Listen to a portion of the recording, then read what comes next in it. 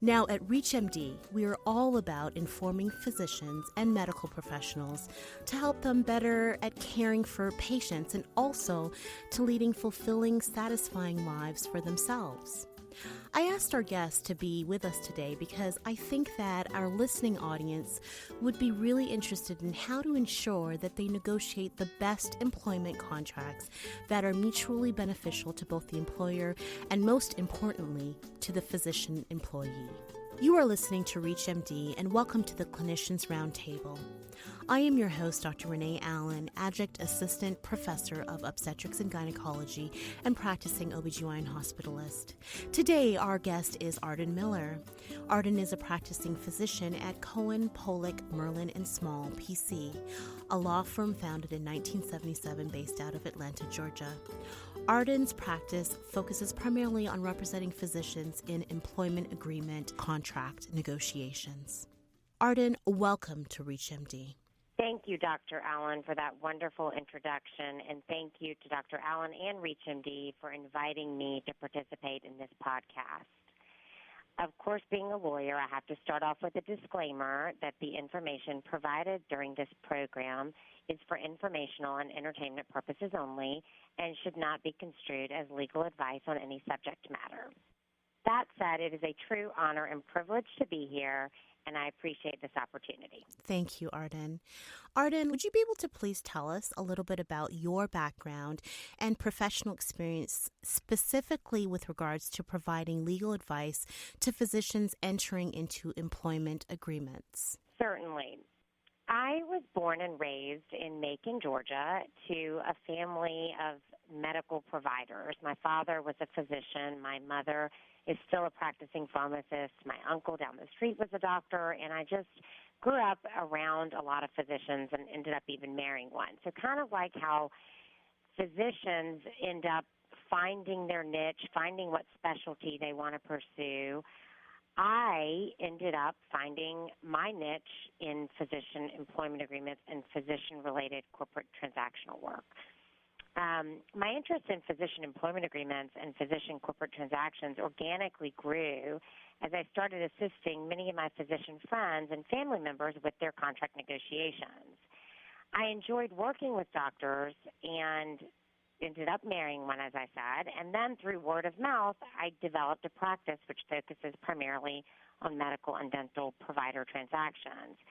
I've also always related to physicians. I understand the stress that they have with their careers, their schedules, their patient care, and I find that I try to be sympathetic to the anxieties physicians might have when dealing with business and legal contracts, and I try to efficiently provide them with legal advice to protect their interests and get them back to the important job of providing patient care. Just from my own personal experience, I have employed your services for my own employment contract matter, and you, I thought, were very excellent in that you were very well versed with regards to what we needed as a client, as a group, the physician. So having said that, let me aim this question towards the many residents and fellows all over the country who may be finalizing their training or receiving offers, proposed offer letters, or employment agreements. Can you tell us about physician contract negotiations for letters of intent and employment agreements? Yes. Well, Dr. Allen, there are letters of intent, which are also commonly referred to as offer letters, and then there are employment agreements. And the two are interrelated, but they're actually quite different. An offer letter or a letter of intent is usually a 1 to 2 page document, and most of the terms in that document are non-binding. And the reason that employers will provide a letter of intent or these offer letters to physicians is to determine whether or not the physician is serious about taking the job. Before they propose an employment offer through a 50-page, 40-page, whatever it might be, employment agreement, and they put the time and the resource into drafting that employment agreement with their legal department or their attorneys, they want to make sure that the physician and the employer are on the same page. So they'll give an offer letter to the physician to review and sign. And sometimes when physicians come to me, they say, well, I went ahead and executed this offer letter because I know that it's non-binding.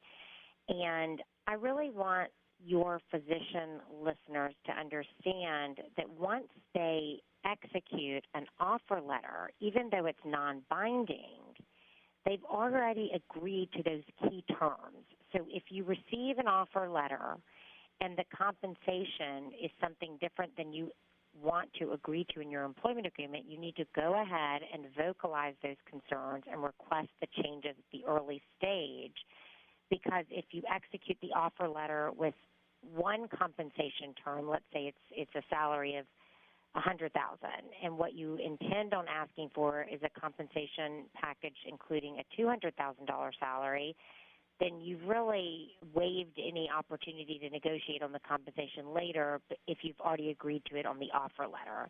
So one thing that I would say is, first, don't sign the offer letter with key terms that you intend on asking for changes to later in the employment agreement. Go ahead and vocalize the changes that you want early on to determine if the employer and the physician are on the same page. So that's number one. Number two is, once you get an employment agreement, they can be intimidating. They might be 30 pages, 40 pages, 50 pages, and there's a lot of legalese in there. There are terms and conditions in there that don't make a lot of sense. It's tedious to go through and read every paragraph of the employment agreement. But understand that employment agreement. You have worked very hard to get to where you are today. You are educating yourself. You are preparing yourself for a career in medicine that you plan on doing for a very long time, and you owe it to yourself to sit down and understand the terms of that employment agreement. So both an offer letter, a letter of intent, and an employment agreement all are intertwined together. And if you receive an offer letter, the bottom line is, don't assume just because it's non-binding that you can sign it and negotiate later. The two need to be viewed and analyzed together. So then, having said that, Arden, what are some of the common mistakes that physicians make when negotiating or entering into employment contracts? Many young physicians I see that are just out of training are weary of the negotiations process. They are particularly concerned that a private practice employer, a hospital employer, any type of employer will retract an offer that has already been extended to this physician if they try to negotiate for a more favorable, let's say, compensation package or benefit package or termination provision or restrictive covenant agreement, territorial or duration. They're very weary of the negotiations process, and I would say that they have a lot of anxiety about being viewed as difficult or confrontational. They also have this idea that the contract presented to them by a hospital, private practice, whoever the employer might be, is this set-in-stone, non-negotiable piece of paper, and that it's presented to them in a take-it-or-leave-it approach. And one thing that I would say to new physicians coming out of training is, if the employer is extending an employment agreement to you, they see value in you, and they are not out there giving offers to hundreds of people. They've picked you and maybe a couple of other people to extend an offer to, and they see enough value in you to negotiate with you and at least listen to some of the requests that you have to change or modify the presented contract to you. I will also say that I've never seen a contract where an employer is completely arbitrarily unwilling to change any provision in the agreement that you've brought to their attention. I've just never seen it. So this myth that there's a take-it-or-leave-it approach to every contract and that there are these carved-in-stone agreements is just that. It's really just a myth. And I want young physicians coming out of training to understand their worth and to realize that if a change in the agreement is important to you and has been advised by your counsel to at least explore, you owe it to yourself to sit down with the employer, to have your lawyer sit down with the employer's lawyer and at least try to negotiate a change or a few changes. Now, that being said, you might not get every request, and you probably won't get every request. But if you don't ask for a change or modification in the contract, you definitely won't get it. So it's worth it to at least ask. And what I typically advise my clients to do is request certain modifications that are very important and also include a few requests that maybe aren't as important, realizing that you're probably not going to get a favorable reply to each and every request, but you're very likely to get a favorable reply on many of the requests. So if an employer is willing to offer you an employment contract, please understand they are serious about you, they are serious about the job offer, and they see value in you. You've worked very hard to get to this point in your career, and you should attempt negotiations from a business person's approach, not from an approach of someone that's weary of the process. The last thing that I would say is that I do notice some physicians will sign an employment agreement without ever showing it to a trusted advisor, whether that's a family friend that's an attorney they found through word of mouth. And some physicians will sign an employment agreement without ever reading it. They just say, well, I really wanted to go work for this employer, and they told me everything at a meeting that was going to be included in the contract, and I believed them. Again, you can't go by a verbal discussion. Whatever's written in the four corners is what's going to hold up. And this is your livelihood that you've worked very hard for, and it's your future. And you should always fully understand what you are agreeing to in the contract that you're planning to sign. Can you specifically give us some advice for a new physician out of training about counter-offering an employment agreement? Yes, Dr. Allen. I would advise a new physician out of training to first consult with an experienced attorney, whether that be a friend or family member or someone they've heard about through word of mouth, to analyze the proposed employment agreement and to provide the physician with an overview of the key legal issues to address in the contract.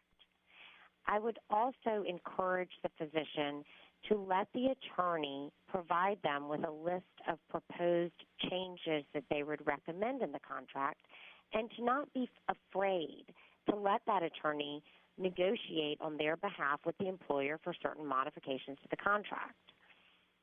There are so many provisions in a contract to understand. There are restrictive covenant agreements, benefits, termination provisions, duration, compensation, of course. But many physicians only look at the compensation. I would encourage new physicians to understand all aspects of their employment agreement, because the termination provision could severely impact their ability to earn a livelihood down the road. If the termination provision says that it could be terminated at any time with 30 days, and their restrictive covenant agreement is automatically triggered with a 50-mile geographic radius and a 2-year term, and they live in a small town, that's going to be a difficult road for that physician.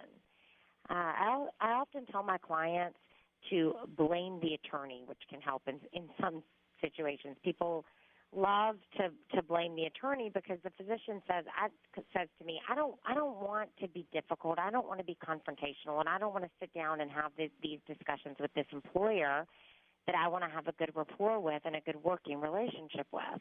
And I completely understand this. So I always just tell them, listen, I understand. You don't want to be adversarial. You don't want to be viewed as difficult. So tell your employer that, you've hired a lawyer, you've retained a lawyer, and that lawyer wants to reach out to the employer's lawyer or the employer directly to go over a few items of the contract, and that way it takes it out of the physician's hands. They can go about their business and keep everything amicable and let the attorneys work it out. If you are just tuning in, you are listening to the Clinicians Roundtable on ReachMD, and I am your host, Dr. Renee Allen. And today is my pleasure to have Arden Miller, an attorney specializing in physician employment contract negotiations. Arden, which area of a physician employment agreement are employers most willing to agree to modify during these negotiations? Dr. Allen, this is one of the most frequent questions that I receive from any of my clients. Which are the provisions that I think the employer is going to agree to or not agree to? And I'm sorry to give this response, but it really does depend on the situation. There's really no way to answer this question without being somewhat vague. It does depend on so many scenarios. The employer, the type of employer, is it a private practice, is it a sole practitioner, is it a hospital-based employer, what is the experience level and specialty of the employee, what is the knowledge of the employee, how long has the employee been practicing? All of those factors come into play when I review a contract and when I try to give my clients advice on which terms the employer is most willing to agree to modify. Sometimes an employer is very willing to include a waiver of the restrictive covenant agreement, for example, in the event of the natural expiration of the contract or upon a termination without cause by the employer. Other times, an employer will come back to me and say, nope, we have never once agreed to a waiver of the restrictive covenant agreement in any situation, and we will not agree to one now. We don't want to set a precedent. But on the other hand, we'll agree to your request for a sign-on bonus or a retention bonus, or we'll increase the base salary by a certain number. In my experience, I have noticed that some employers are willing to compromise on termination provisions and notice provisions, while others are very willing to compromise on the payment of tail insurance premiums, bonus amounts, restrictive covenant time restrictions. And your attorney will be able to give you their opinion of which provisions the employer is likely to agree to and which they are very unlikely to agree to. And again, you can have your attorney compare your situation to their experience with other similarly situated physician agreements they've reviewed and negotiated. I'm going to ask some specific questions for the remainder of this interview because I think that this is going to be very helpful for our listeners. For example, what are the typical restrictions in physician employment agreements? In particular, Arden, what should physicians know about non-compete agreements? Dr. Allen, this is one of the most important provisions of an agreement, and that is the restrictive covenant provisions of an agreement. There are 3 primary restrictive covenants in an agreement. Number 1, a non-competition agreement. Number 2, a non-solicitation agreement. And number 3, a non-disclosure or confidentiality agreement.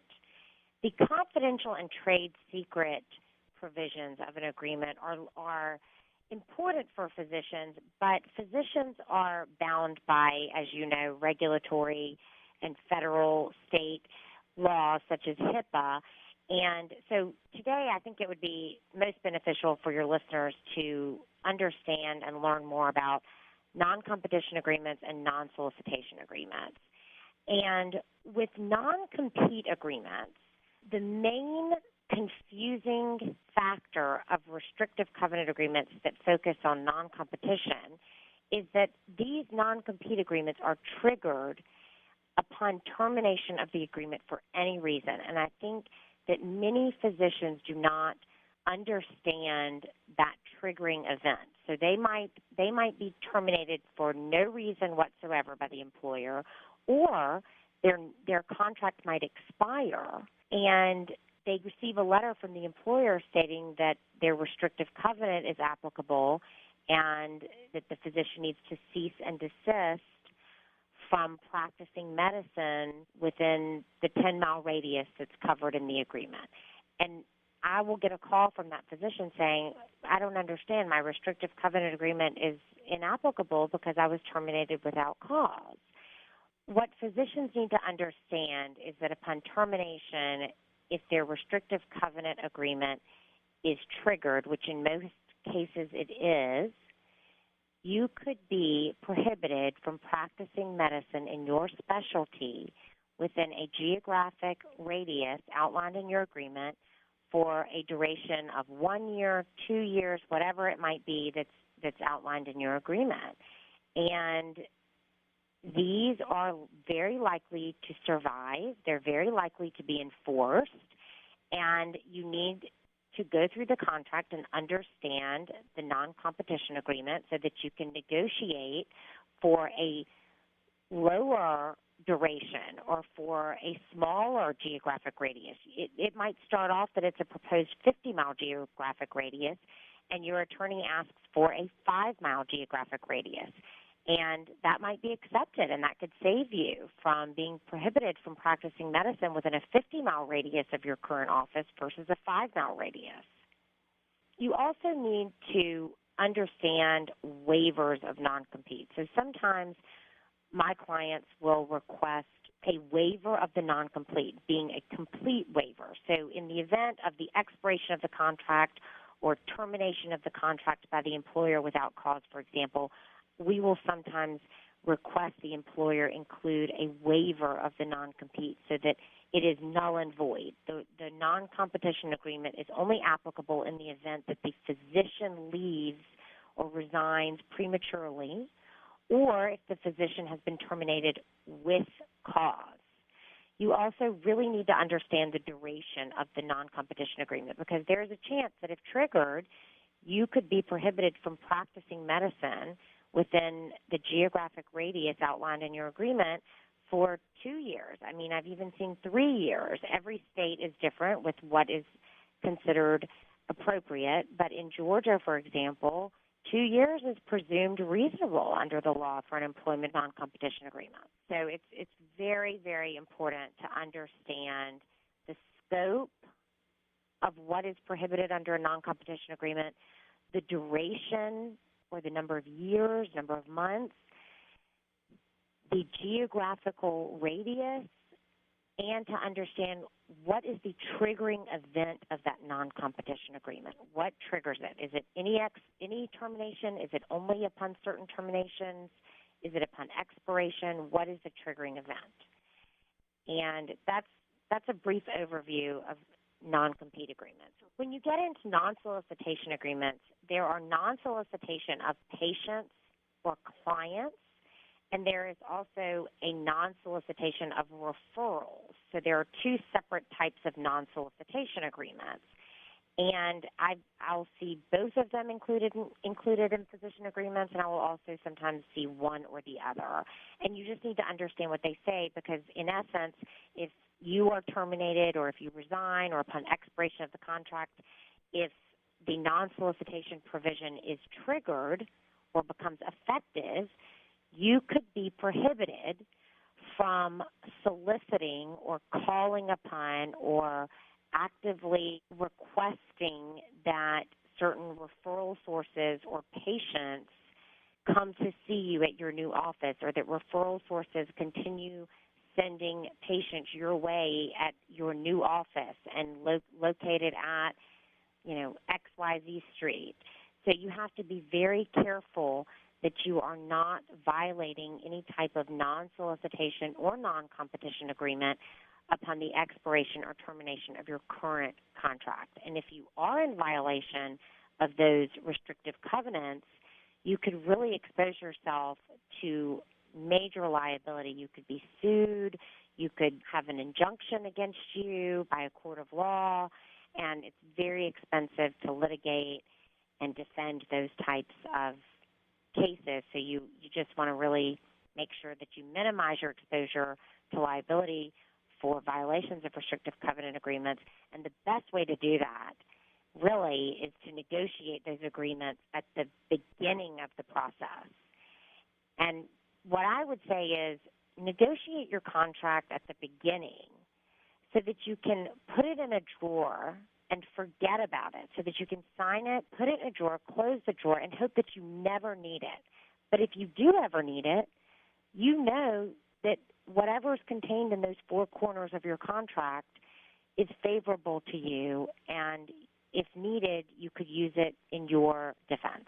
Arden, thank you. You explained the non-compete and non-solicitation agreements and restrictions very well. I think that would be very helpful to our listeners. But can you tell me if there is any other important provisions other than the restrictive covenants that you feel a physician should review and also understand in the contract? Yes, Dr. Allen. There are a couple of other big topics, I would say, that are important to look at in today's physician employment agreements. Number one is compensation. Number one aspect of any agreement for every physician that's ever come to see me.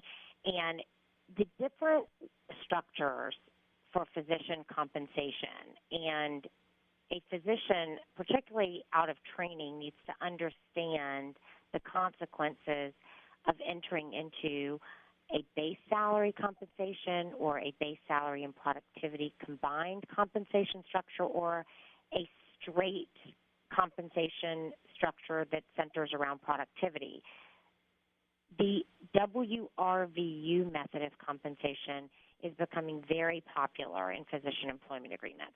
And for someone that's established and knows what their productivity level is going to be, I think that type of compensation structure is great. But if you're just out of training and you don't know how many RVUs you're going to produce or generate in 1 year, it can be a little worrisome for the first couple of years coming out of practice. So you just need to really understand what your compensation package is and what it means, and if it's feasible to generate the type of productivity expected of you under your contract. So that's one thing I would look at.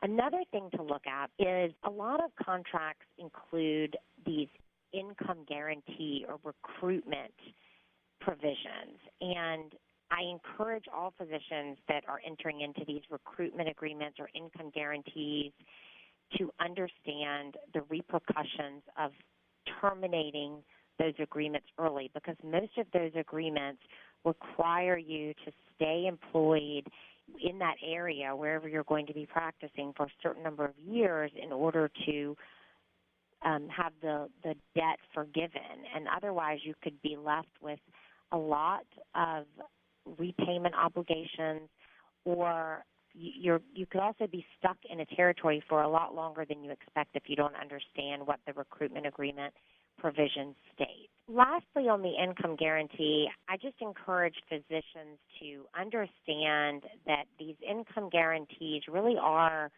loans, and if the physician ends up leaving that territory before the recruitment incentive forgiveness period, which is typically anywhere from 1 to 5 years, the physician can be faced with significant costs.